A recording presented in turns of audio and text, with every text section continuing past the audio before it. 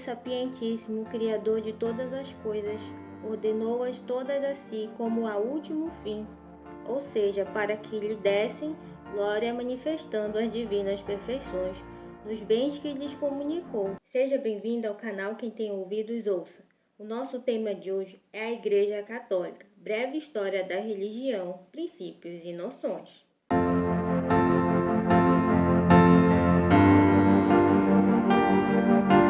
O homem, criatura principal deste mundo visível, devia também promover e realizar este fim, conforme a sua natureza racional, com atos livres de sua vontade,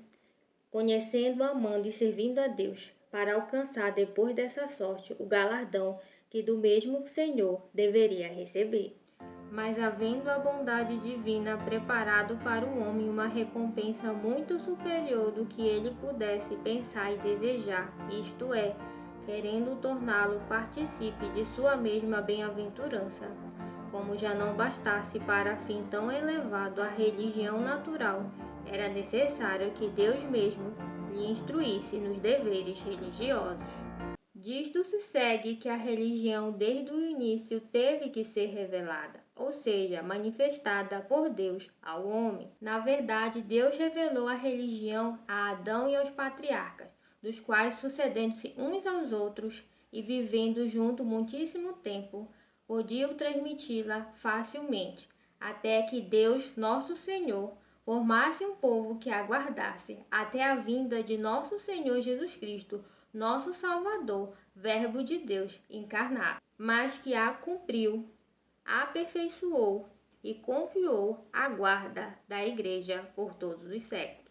Tudo o que é demonstrado pela história da religião confunde-se assim, pode-se dizer, com a história da humanidade, que é coisa manifesta que todas as que se chamam religiões, fora da única verdadeira revelada por Deus, da qual falamos, são invenções dos homens e desvio da verdade, algumas das quais conservam uma parte mista, porém com muitas mentiras e absurdos. Enquanto as seitas ou divisões que se fizeram da Igreja Católica Apostólica Romana suscitaram-nas ou promoveram, ou homens presunçosos que abandonaram o sentido da Igreja Universal, afastando-se voluntariamente ou obstinadamente após algum erro próprio ou alheio contra a fé, são os hereges. Homens orgulhosos e cobiçosos de mando, que se sentindo mais iluminados que a Santa Igreja Católica, arrancam uma parte dos seus filhos para rasgar contra a palavra de nosso Senhor Jesus Cristo a unidade católica, separando-se do Papa e do Episcopado a ele unido, são os cismáticos. Enquanto isso, o fiel cristão católico, que inclina sua razão para a palavra de Deus, pregada em nome da Santa Igreja por legítimos pastores e cumpre fielmente a santa divina lei, caminha com segurança pelo caminho que lhe guia o seu último fim. E, quanto mais se instrui na religião, adquire uma visão sempre mais razoável da santa fé. Este foi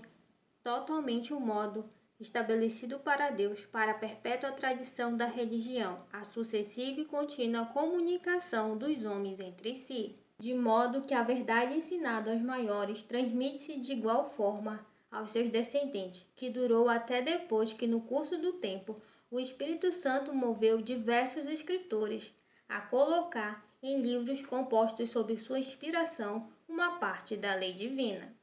Estes livros escritos com a inspiração de Deus chamam-se Sagrada Escritura, livros santos ou Bíblia Sagrada. Chamam-se livros do Antigo Testamento, os que se escreveram antes da vinda de Jesus Cristo, e os que foram escritos depois chama-se do Novo Testamento. Aqui, testamento é o mesmo que aliança ou pacto feito por Deus com os homens, a saber, salvá-los por meio de um Redentor prometido, com a condição de prestar-se fé à sua palavra e obediência às suas leis.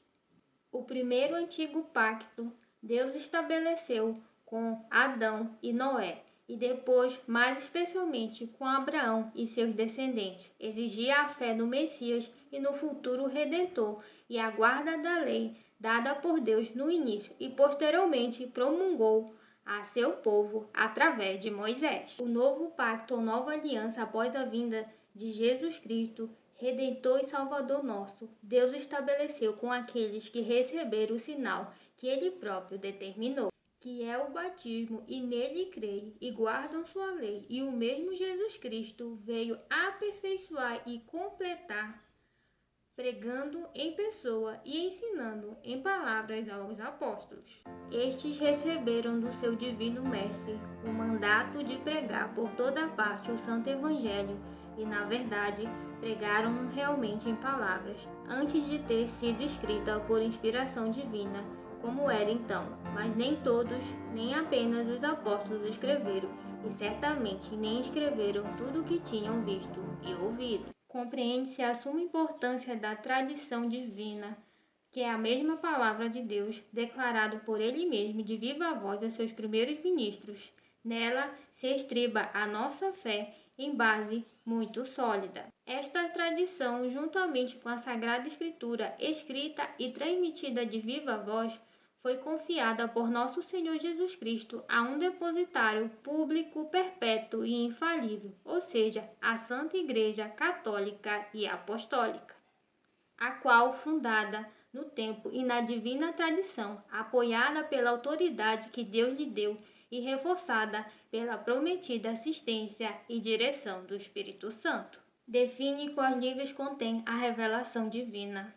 interpreta as Escrituras, corrige o significado em dúvida que sobre elas ocorrem, definem coisas pautadas à fé e aos costumes, e julga com sentenças inapeláveis sobre quaisquer assuntos referentes a esses pontos de suma importância, para que de forma alguma confundam a mente e o coração dos crentes fiéis. Mas note-se que este julgamento compete àquela parte escolhida da Igreja que se denomina docente ou ensinante, formada primeiro pelos apóstolos e depois por seus sucessores, os bispos com o Papa à sua cabeça, que é o romano pontífice sucessor de São Pedro, o sumo pontífice dotado por Jesus Cristo da mesma infabilidade de que está adornada a Igreja e que lhe é necessária para conservar a unidade e pureza da doutrina,